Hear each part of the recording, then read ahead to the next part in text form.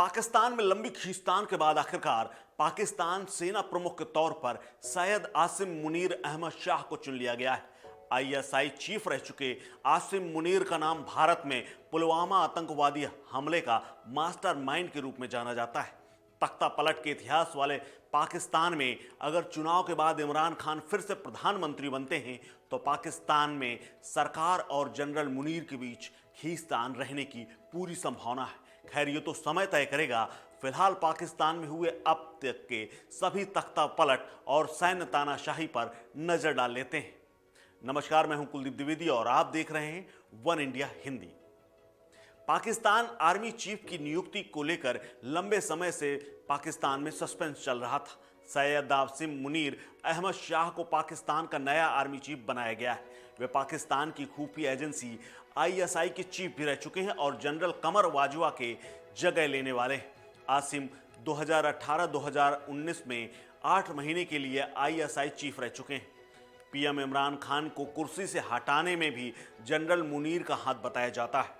कुछ खबरों के मुताबिक 14 फरवरी 2019 को भारत के पुलवामा में आतंकवादी हमले की साजिश में भी मुनीर का नाम सामने आया था। जनरल मुनीर पाकिस्तान में सेना प्रमुख तब बने हैं जब वहां सत्ता को लेकर खींचतान चल रही। दरअसल इमरान खान की कुर्सी जाने के बाद से इस बात की चर्चा भी शुरू हो गई थी कि पाकिस्तान में कब तख्ता पलट हो जाए कोई नहीं कह सकता। हालांकि ऐसा अभी तक तो नहीं हुआ, लेकिन इसकी संभावना से कभी इनकार नहीं किया जा सकता। पाकिस्तान में जो हालात हैं उससे ये कहा जा सकता है कि ये तो समय बताएगा, लेकिन पाकिस्तान में हुए अब तक के सभी तख्ता पलट और सैन्य तानाशाही के बारे में जरूर हम लोगों को जान लेना चाहिए। क्या होता है पहले तख्ता पलट ये जानते हैं। दुनिया में पहली बार तख्ता पलट शब्द का इस्तेमाल 19वीं सदी में चलन में आया था। उस समय लैटिन अमेरिका, स्पेन और पुर्तगाल में तख्ता पलट की कई घटनाएं हुई थी।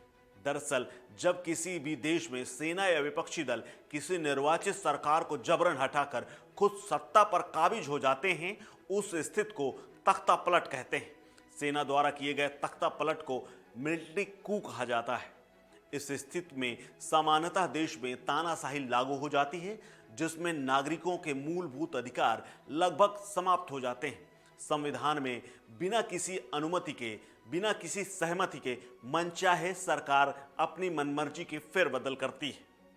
किसी देश में अब तक सबसे ज्यादा अगर तख्ता पलट की बात की जाए तो डेटाबेस बताता है, और एक रिपोर्ट भी के अनुसार बोलीविया में दुनिया का वो देश है जिसमें अब तक कई बार तख्ता पलट के तौर पर देखा गया है। सन 1950 से लेकर 2019 तक देश में 23 बार तख्ता पलट या तख्ता पलट की कोशिशें हुई हैं। बोलीविया के अलावा अफ्रीकी देशों में सबसे ज़्यादा बार तख्ता पलट हुआ है और इसके बाद एशियाई देशों में नंबर आया है। अफ्रीकी देश सूडान में 16 बार तख्ता पलट के प्रयास हुए हैं, तो इराक में 12 बार तख्ता पलट की कोशिशें हुई हैं। इसके अलावा 1950 से 2019 तक अंतर्राष्ट्रीय स्तर पर 476 बार तख्ता पलट हुए। 1960 से 1989 तक 224 बार अलग अलग देशों में तख्ता पलट हुआ। पाकिस्तान में कुल 4 बार तख्ता पलट हो चुका है। पाकिस्तान में अगर बात की जाए कि कब कब तख्ता पलट हुआ है, तो भारत के विभाजन के फलस्वरूप पाकिस्तान के रूप में नए देश का गठन हुआ था। तब से लेकर अब तक वहां की सत्ता में सेना ने कई दशकों तक राज किया है। दरअसल पाकिस्तान के शुरुआती वर्षों में भी वहां पहला तख्ता पलट 1953 में हो गया था। हालांकि ये सैन्य नहीं बल्कि संवैधानिक तख्ता पलट था। इसमें इसने सैन्य अधिकारियों को निर्वाचित सरकार को बेदखल करने का रास्ता जरूर खोल दिया था। तब गवर्नर जनरल गुलाम मोहम्मद ने तत्कालीन प्रधानमंत्री ख्वाजा की सरकार को बर्खास्त कर दिया था। बावजूद इसके निजामुद्दीन की सरकार को संविधान सभा का समर्थन प्राप्त था, लेकिन गुलाम मोहम्मद ने संविधान सभा को ही खारिज कर दिया था। इस खबर में फिलहाल इतना ही। अपडेट्स के लिए बने रहिए वन इंडिया हिंदी के साथ। नमस्कार।